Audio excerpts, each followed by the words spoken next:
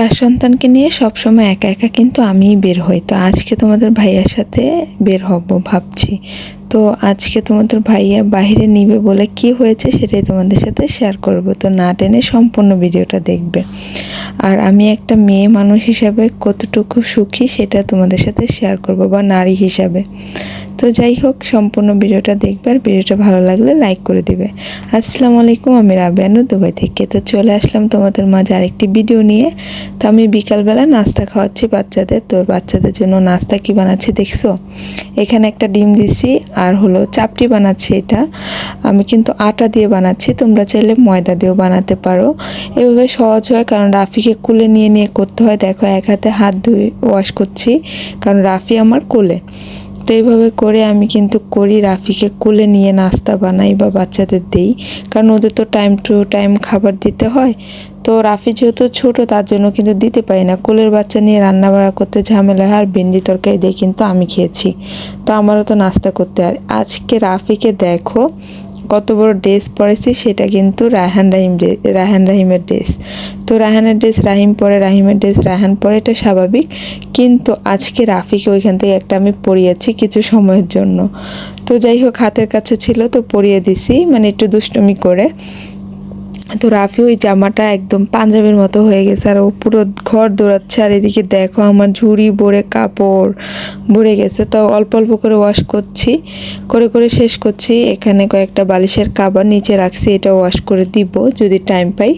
তো বাইরে যেহেতু যাবো, তো ঘরের টুকিটাকি কাজ তো করতেই পারি। আর এখানে দেখো আমি নতুন টেকনিক শুরু করছি, মানে উপরে বেঁধে দিছি রশি। যেখানেই রাখি বাচ্চারা কাপড় ফেলে দেয়, স্ট্যান্ড আনলে স্ট্যান্ড ভেঙে ফেলে। আর এখানে স্ট্যান্ড দিয়ে কাপড় মেলতে অসুবিধা হবে, ঘরটা যেহেতু ছোট। আর এখানে রাহান সুন্দর করে ওর টয়গুলো সাজিয়ে রাখছে। তো এখন এই নতুন টয়গুলো দিয়ে কতদিন খেলবে এইভাবে করেই। যখন এটা আবার ওর মন ভরে যাবে, তখন দেখবে এটা আর দেখাও যাবে না। আর এখানে দেখো রাফি কিন্তু এই বাটিটা নিয়ে খেলছে। আর এই বাটিটা দিয়ে আমি সরষের তেল গরম করি, তার জন্য বাটিটাই অবস্থা। কারণ যখন বাচ্চাদের ঠান্ডা লাগে, আমার আব্বু বলে যে সরষের তেল আর রসুন ছেঁচে দিলে ভালো হয়, বাচ্চাদের বুকে লাগিয়ে দিলে মালিশ করে। আর এখানে রাহিম সবগুলা টয় উঠাইছে, যেহেতু আমি বলছি বাইরে যাব, সবগুলা খেলনা উঠাও। তো ওরা উঠাইছে, মানে বললে শুনে। তো বাচ্চাদের বুঝে বুঝে কাজ করাতে হয়। আর এদিক দিয়ে দেখো আমার ঘরের থালা বাসন কতগুলো ধুইছি, তারপর আরও কয়েকটা হয়ে গেছে। এদিক দিয়ে আমিও খাচ্ছি। আর এখানে কিন্তু ভেন্ডি তরকারি আছে গতকালকে, কারণ তোমাদের ভাইয়া রাত্রে বাইরে খেয়েছিল। আর বাচ্চারাও কিন্তু ন্যাগেস আর ফ্রেঞ্চ ফ্রাই খেয়ে ঘুমিয়েছে। আর এদিক দিয়ে আমি কাপড় কয়েকটা মেলে দিচ্ছি, যেগুলো ওয়াশ করে আনছি। এগুলো না এখান থেকে সরিয়ে ফেলে দেখা যাবে না, সুতাটা অনেক ডিজাইনের মতো লাগবে। কারণ এটা আমি এনেছিলাম, রশিটা খুবই ভালো, দেখেছো মনে হয়, তোমাদের সাথে শেয়ার করছি, যেন দেখতে খারাপ দেখা না যায়, তার জন্যই। আর খুব সুন্দর করে রশিটা বাঁধা হয়েছে। তো এসির বাতাস লাগবে, কাপড় শুকিয়ে যাবে, রাত্রে দিলে দিনে শুকিয়ে যাবে এরকম, বা দিনে দিলে রাত্রের ভিতরে শুকিয়ে যাবে, বেশি সময় লাগবে না। এদিক দিয়ে আমি ড্রেসটা নিয়ে দুষ্টুমি করছি, একটু লিপস্টিকও লাগিয়ে নিলাম। অনেকে কিন্তু আমাকে বলো যে তোমার দাঁতটা কিন্তু বড় বড়, বা দাঁতটা বের হয়ে আছে। সবার দাঁতই বড়, কিন্তু এক একজনের দাঁতের এক এক রকম। তো এটা নিয়ে বড় কিছু ভাবার বা করারও কিছু নেই, কারণ এক একজনকে আল্লাহ এক এক রকম করে সৃষ্টি করছে। হয়তো কেউ কালো, কেউ সুন্দর, বা কারো দাঁত উঁচু, কারো দাঁত নিচু, এরকমই। যাই হোক, তো এর জন্য আমি আমাকে নিয়ে কখনোই মানে বলি না যে আমার থেকে আমাকে ভালো লাগে না। আমার সব সময় ভালো লাগে, এটা আমার ভালো লাগা কাজ করে। আল্লাহ সবাইকে একরকম সৃষ্টি করে না। আলহামদুলিল্লাহ, আমাকে যেভাবে করছে তাতে আমি সন্তুষ্ট। আলহামদুলিল্লাহ, আমার হাত আছে, পা আছে, আমি কথা বলতে পারি, এটাই আমার জন্য অনেক বেশি। তো যাই হোক, এর থেকে আর বেশি কিছু চাওয়ার নেই, কারণ আল্লাহ যেতটুকু দিয়েছে অনেক বেশি দিয়েছে, আলহামদুলিল্লাহ। তো অনেকে প্রশ্ন করে যে আপু, তুমি একটা মেয়ে মানুষ হিসাবে তো অনেক কাজকর্ম করো, তোমার সংসারে কতটুকু সুখ বা কতটুকু শান্তি?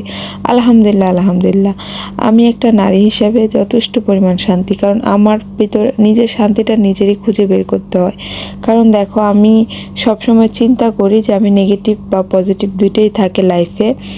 যদি রাত হয় তাহলে দিন আছে, দিন হলে রাত আছে। তো এটাই ভাববে, যেমন রক্তের গ্রুপ নেগেটিভ পজিটিভ আছে, তোমরা জানো। তো এরকমই সব কিছুর ক্ষেত্রেই কিন্তু পজিটিভ নেগেটিভ থাকে, যেমন রাত দিন সকাল সন্ধ্যা, তো ওইরকম। তো আমি সব সময় কিন্তু আমি নর্মালি চলার চেষ্টা করি বা সুন্দরভাবে চলার চেষ্টা করি। দেখা যায় যে অনেক কিছু হবে বা হয় না, তারপরে কিন্তু হাসি খুশি থাকার চেষ্টা করি। এদিক দিয়ে রেডি হয়ে তোমাদের ভাইয়ার জন্য বসে আছি, বলছে বাহিরে নিয়ে যাবে, কিন্তু সে হয়ে গেছে ব্যস্ত, আমার মেসেজও শুনতেছে না বা ফোনও করতেছে না। তো আমি তো বসেই আছি, হয়তো বা প্রচুর ব্যস্ত হয়ে গেছে, যে কারণে সে রিপ্লাইও দিতে পারছে না বা দেখেও নাই, অনলাইনও আসতেছে না। তো আর এখন কি করব, বাচ্চাদের নিয়ে বসে আছি, তো বোর হচ্ছি, তো তোমাদের সাথে একটু গল্প করে নিই। আর এদিকে আয়শা রায়হান রাহিম তো অনেক দুষ্টুমি করছে, ওরাও কিন্তু বোর হচ্ছে, ওরা শুধু বলতেছে বের হও বের হও বের হও, কিন্তু আমি কিভাবে বের হব বলো। তো যেটা বলতেছিলাম, আসলে আমি সব সময় পজিটিভ চলার চেষ্টা করি। নেগেটিভ পজিটিভ দুইটাই, ভালো মন্দ দুইটাই ভাবতে হয়। সব সময় একটা জিনিস তোমরা মাথায় রেখো, তোমরা যদি নেগেটিভের আগে যদি পজিটিভ ভেবেছো, তো এখানে নেগেটিভে ভাবলে তাহলে কিন্তু দুইটাই ভাবলে কিন্তু তোমাদের সিদ্ধান্তটা চূড়ান্ত বা সঠিক হবে। তো দুইটাই ভাবতে হবে যে আমি একটা কিছু করছি, যে আমি পজিটিভভাবে ভেবে নিচ্ছি, কেন আমি নেগেটিভ ভাবছি না, যে নেগেটিভ কী হতে পারে, তাহলে এর জন্য আবার নেগেটিভ ভাবছি, তো পজিটিভ কী হতে পারে। তো দুইটাই ভাবতে হবে, চিন্তাধারা দুইটা করলে দেখবে যে দুইটার রেজাল্ট তোমাদের মাথায় আসবে, আর ওইটা আসলে তখন দেখবে যে সঠিক সিদ্ধান্তটা নিতে তোমাদের ইজি হবে। তো এটাই হলো লাইফের সব কিছু। আর এখানে দেখো রাফি স্টলারে কী সুন্দর করে বসে খেলাধুলা করছে, আর আমি তো আমার কাজগুলো করছি, গুছিয়ে রাখতেছি, যে বের হব, তো সব সময় আমি ঘরটা যতটুকু পারি গুছিয়ে যাই, তাহলে এসে কিন্তু তেমন ঝামেলা থাকে না। আর তোমাদের ভাই আসার পর তো হেল্প করেই যথেষ্ট পরিমাণ। তো এখানে তো বসে আছে, তোমাদের ভাইয়ার তো আসার কোনো খবর নাই, এখন কি করব ভাবতেছি। তো এইটাই, সুখী হতে বেশি কিছু লাগে না। তো আমি যখন দেখতেছি তোমাদের ভাইয়া ব্যস্ত থাকে, বাচ্চারাও বোর হয়ে যাচ্ছে ঘরে ঘরে থেকে থেকে, তো আমি ভাবতেছি যে আমি এখন থেকে বাচ্চাদের নিয়ে বের হই। তো এর জন্য আমি একটা দুজনের স্টলার নিয়েছি, আর এদিক দিয়ে বাচ্চাদের ম্যাঙ্গো কেটে দিছি, কারণ মনে হয় তোমাদের ভাইয়া আসতে অনেক লেট হবে আর আমি যাব না এখন আর। তো আমি ওনাকে মেসেজ করে দিছি যে লেট হবে, তো আর যাবো না, তো তুমি চলে এসো, আর ওদের জন্য ওরা খাবে কোকা কোলা, আর ওইটা নিয়ে এসো। তো রায়হান তো মানতেছে না, তো যাবেই, ও জুতা মুতা খুলতেছে না, তো ওকে আমি মানাবো একটু পরে। আর এদিক দিয়ে ওদের ম্যাঙ্গো খাইয়ে দিচ্ছি, কারণ অটোমেটিকলি ওদের খিদা লেগে গেছে। তো ম্যাঙ্গো খাইয়ে আমিও খেয়ে তারপরে কিন্তু ওদের ভাত খাইয়ে দিব তোমাদের ভাই আসার আগে আগে, কারণ ওনার লেট হয়েছে যেহেতু, তো একবারই আসবে সব কাজকর্ম শেষ করে। তো আমি ওনাকে বলে দিলাম যে নিশ্চিত হয়ে যাওয়ার জন্য, কারণ লেট হয়ে গেছে, বাচ্চাদের দেখা যাবে ঘুম পাড়াতে হবে বা খাবার খাওয়াতে হবে, এত বেশি লেট করে বের হলে পরবর্তীতে কোনোটা হবে না। তো হয়তো বা একটু তাড়াতাড়ি বের হলে যদি ভালো লাগতো, তো ডিনারটা বাইরেই করে ফেলতাম, যেহেতু তোমাদের ভাইয়ের সাথে। আর আমি যাই না হোটেলে, কারণ বাচ্চারা ডিস্টার্ব করে, আমি চাই না কোনো স্টাফের কষ্ট হোক, তার জন্য আমি হোটেলে যাই না। বা কখনো খাবার যদি খাই, আমি কিন্তু পার্কে বা বাহিরে খেতে চেষ্টা করি, আমি পার্সেল নিয়ে নিই বা ঘরে নিয়ে আসি, এইভাবে করি কিন্তু আমি খাওয়াটা বেশি খাই। তো যাই হোক, এভাবে করেই কিন্তু চলতে হয়। চলার ক্ষেত্রে বুঝে শুনে চললে আসলে সব সময় কিন্তু রাস্তা সহজ হয়, আর রাস্তা সহজ করার সিদ্ধান্ত একদম তোমার একান্ত। তো ভেবেচিন্তে কাজ করবে, কাউকে দুঃখ দিয়ে না। তো এইভাবে করে আমি চেষ্টা করি সব সময় যেন। আর আমি নারী হিসেবে আলহামদুলিল্লাহ যথেষ্ট সুখী, কারণ সুখটা নিজের কাছে। তুমি যদি নিজেকে সুখী মনে করো তাহলেই সুখী, আর তুমি যদি নিজেকে দুঃখী মনে করো তাহলে তুমি দুঃখী।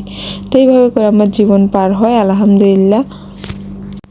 পৃথিবীতে কেউ কিন্তু একবারে অনেক বেশি সুখী না, সুখ দুঃখ মিলেই কিন্তু জীবন। তো আলহামদুলিল্লাহ নিজেকে সুখী যতটুকু যেভাবে রেখেছে আল্লাহ, ওইখানেই শুকরিয়া আদায় করতে হবে, ওইভাবে চলতে হবে।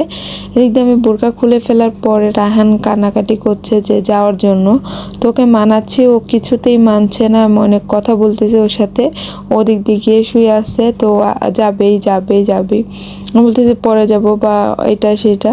তো আমার দেখা যায় কি রায়হানকে মানাতেই বেশি কষ্ট হয়, আমার বড় ছেলেকে নিয়ে আমার বেশি একটা জার্নি হয়, ও সহজে মানে মেনে নিতে চায় না কোনো কিছু। তো এক একটা সন্তান এক এক রকম হয়, কিন্তু ওকে নিয়ে আমি টেনশন বেশি করি। আমি বলতেছি মাথা ব্যথা করতেছে, দেখো আমার ফিভার আসছে, তো কত কিছু বলতেছে, ও কিছুতেই মানতেছে না, কি করব বলো। ছোট বাচ্চা কাচ্চা থাকলে এরকমই হয়। তো ইনশাল্লাহ ওর বাবাকে বলছি যে অন্য একদিন যাবো ইনশাল্লাহ বাহিরে, কারণ আজকে অনেক লেট হয়ে গেছে, আর যাব না। আমি রেডি হয়েছিলাম যে এই নর্মাল কাপড় চোপড়ই পরে আসছিলো, কারণ চেঞ্জও করিনি, তাড়াতাড়ি করে রেডি করছি, তারপরে বসেছিলাম। তো উনি মেসেজের উত্তর দেয়নি, তো আমি অনেক সময় ওয়েট করতে করতে পরে আমি মেসেজ দিলাম যে আজকে আর যাবো না, তাহলে ইনশাল্লাহ আরেকদিন তুমি ফ্রি থাকলে আমাকে বলো, তখন আমাদের সাথে চলো। আমরা তো এমনি ঘুরি, যেহেতু আমার সমস্যা হয় না। তো ওর আব্বু আসার পর আমাকে বলছে যে যখন ঘরে আসছে চলো আমরা 24 আওয়ার্স কোনো শপে যাই বা ফুড খেতে, বা আমি বলি কি খাবার দাবার তো খেয়ে ফেলছি, আর যে শপে যাবে না এখন আর যাব না, কারণ বাচ্চাদের ঘুম পাড়াতে হবে। তো আসলে আমার হাজব্যান্ড এটা করে যে যদি না যেতে পারে তাহলে কিন্তু আমাকে বলে, অ্যাটলিস্ট কোনো না কোনো একটা অপশান বের করে। এটাই কিন্তু অনেক ভালো একটা দিক। তারপরে কিন্তু আমি অপশানগুলো চুজ করতে আগে ভাবি যে এখন যাব, পরে দেখা যাবে বাচ্চারা ঘুমাতে পারবে না বা ডিস্টার্ব হবে, আস্তে আস্তে হয়তো বা সকাল হয়ে যাবে। তো ওইটা চিন্তা ভাবনা করে আর বের হই না, কারণ বের হলে দেখা যায় 3-4-5 ঘন্টা এমনিই চলে যায় বাচ্চাদের সাথে নিয়ে। তো তা চিন্তা করে আর বের হলাম না। রায়হান তো অনেক মানে কান্না করছে, দেখতেই পাচ্ছ। তো অ্যাটলিস্ট আমরা যেতে পারিনি। তো আসার পরে তোমাদের ভাইয়া ঘরে কি হয়েছে সেটা তোমাদের সাথে শেয়ার করব। এখনও কিন্তু ঘরে আসেনি, কিন্তু আমি তোমাদের সাথে বলতেছি যে ঘটনাটা কি হয়েছিল। তো এই তো তোমাদের ভাইয়া চিপস নিয়ে আসছে, সাথে কোকা কোলা নিয়ে আসছে, তো ওগুলো খেতে দিচ্ছি। আর দেখো আমরা কি আনন্দ করছি। যদি আমি বাইরে না যাই বা কোনো সমস্যা হয়, তারপরেও কিন্তু আমরা হাসি খুশিভাবে জীবনটা পার করি, সেটাই তোমাদের সাথে শেয়ার করি। তো দেখো এখানে রাফির জন্য একটু ট্যাং গুলিয়ে নিলাম, কারণ ও তো কোকা কোলা খেতে পারবে না, তার জন্য কিন্তু ট্যাং গুলিয়ে নিলাম। আর বাটিতে চিপস ঢেলে দিলাম। এখন এটাই হলো আমাদের পার্টি, বা এটাই হলো এইটা নিয়ে আমরা এনজয় করব। এই ছোট্ট ছোট্ট জিনিস নিয়ে আমরা এনজয় করি বা হাসি খুশি থাকতে চেষ্টা করি। এটাই হলো লাইফ, বা বলতে পারো পার্ট অফ লাইফ। লাইফে এরকমভাবে চলতে হয় যেটা সমস্যা না হয় যে কোনোভাবে, এইটাই আর কি। তো যাই হোক, দেখতে থাকো ভিডিওটা সম্পূর্ণ শেষ করো। আর যদি এখনও লাইক না করো অবশ্যই লাইক করে দিবা। আর যদি নতুন হয়ে থাকো অবশ্যই চ্যানেলটি সাবস্ক্রাইব করে দিবে। আর প্রিয় মানুষদের সাথে শেয়ার তো অবশ্যই করবে। আর ভিডিওটা কেমন লাগছে কমেন্টে জানাবে। Rahim did it first, you know. Rahim did it, तो हमने तो पूरी लाड़ी।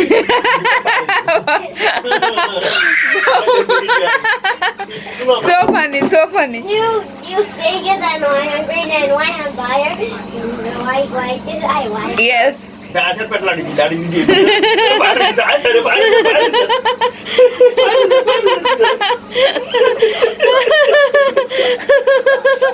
Aisha, you fire. बाहर दे बाहर Aisha. You boom? Aisha boom? এটা পার এটা পার Oh my god. Bubbles, And bubbles, bubbles. so you throw candy and make also fires. Yes. look Ooh. Same आचार लाड़ी दी आशा कितनी कहते ना लाड़ी पैर রাফি দেখো নি কি করে। এই তুমি এটা পাইছো কই? তুমি যত ডেঞ্জার কাজগুলো করতে পারো। দেখ কি নাচটা, দেখ কি নাচটা না। আরে রাফি জুস নাই।